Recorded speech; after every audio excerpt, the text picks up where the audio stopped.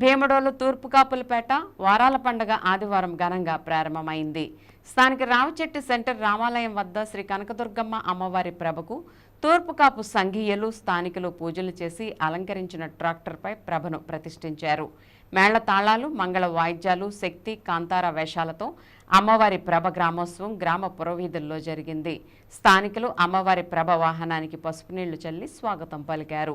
అమ్మవారి కొబ్బరికాయలు, అరటిపళ్లు సమర్పించుకుని పూజలు చేశారు. టీడీపీ పార్టీ యువనేత గన్ని భరత్, జనసేన పార్టీ మండల అధ్యక్షులు ప్రత్తి మదన్, ఉత్సవ కమిటీ పెద్దలు అమ్మవారికి ప్రత్యేక పూజలు చేశారు. ప్రతి ఏటా వినాయక చవితి మరుసటి ఆదివారం తూర్పుకాపులపేట వారాల పండుగ నిర్వహించడం ఆనవాయితీగా వస్తుందని నిర్వాహకులు తెలిపారు.